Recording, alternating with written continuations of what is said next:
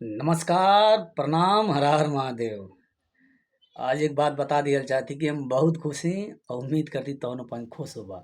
नाई खुश होबा तान बन के खुशी कोनो ठिकान नहीं रह जाई। काहे कि एक गाना हमार बहुत प्यार आशीर्वाद देले बड़ा लोग। फिर वही के सुनाओ दानी वही अंदाज में सुतला में चूसे हमारा होठ के ललाई के आई।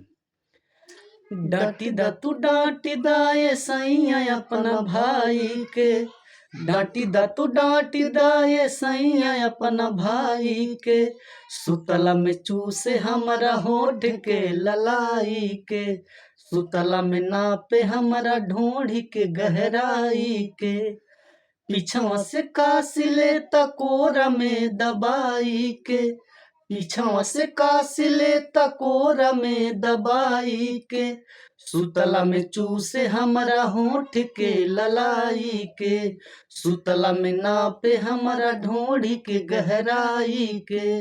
और हम आशा ना पूरा विश्वास करें कि रउआ लोग पूरा वीडियो सुन के देख के जाब और आगे देखिए अंतराल कितना बेहतर बाटे, बहुत मस्त बा।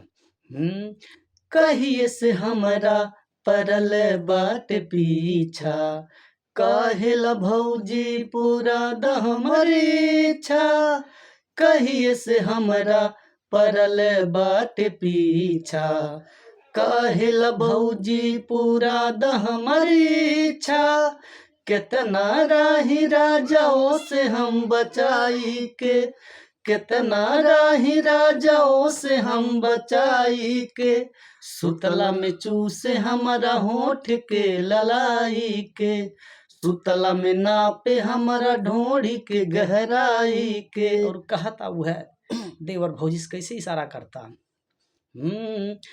बदमन बूटी तू चलिया वघारे, इहाँ राजा मोर जवानिया पसारे, बदमन बूटी तू चलिया वघारे, इहाँ राजा मोर जवानिया पसारे, बोलावे कमल सवा हमके आई लव यू काही के, बोलावे कमल सवा हमके आई लव यू काही के, सुतला में चूसे हमारा होठ के ललाई के, सुतला में नापे हमारा ढोढ़ी के गहराई के, डांटी दा तू डांटी दा ये सैया अपना भाई के, डांटी दा तू डांटी दा ये सैया अपना भाई के, सुतला में चूसे हमारा होठ के ललाई के, सुतला में नापे हमारा ढोढ़ी के गहराई के।